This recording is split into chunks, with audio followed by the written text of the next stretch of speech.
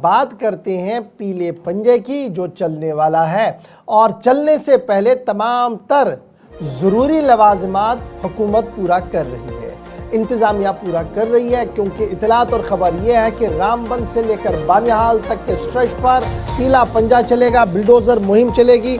और इतलात और ख़बरों के मुताबिक national highway authority of India ने बाज़ाब्ता तौर पर रामबन से बानिहाल रोड पर कई मकानों पर नोटिसें चस्पा कर दी हैं, कई रिहायशी, तिजारती और दीगर चीज़ों पर नोटिसें चस्पा कर दी हैं। और इब्तिदाई ख़बरों के मुताबिक 70 मकामात ऐसे हैं, ऐसे स्ट्रक्चर्स हैं जिन्हें पहले पड़ाव पर हटाने का फैसला ले लिया गया है। उधमपुर से बानिहाल स्ट्रेच और रामबन वाले स्ट्रेच पर 70 से ज़्यादा आइडेंटिफाई किए गए हैं स्पॉट जो इलीगल स्पॉट्स हैं।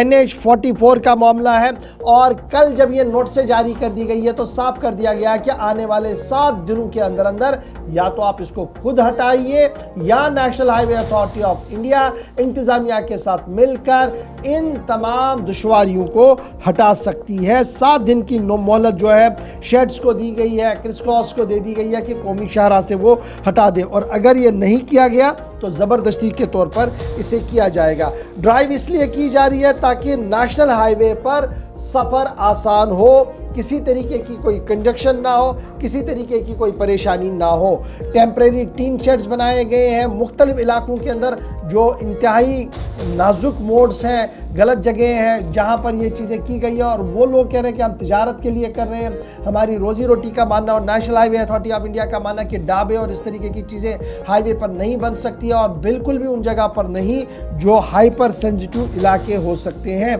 तो याद रखिएगा, कल 7 दिन का मौका दे दिया गया, रात देर के नोटिसें चस्पा कर दी गई है। 70 से ज़्यादा मकामात ऐसे होंगे जहाँ पर डिमोलिशंस होंगी, छोटे बड़े शेड्स, टीन शेड्स, बड़े शेड्स, दुकानें हैं जिन्हें हटाने का फैसला national highway authority of India ने किया है।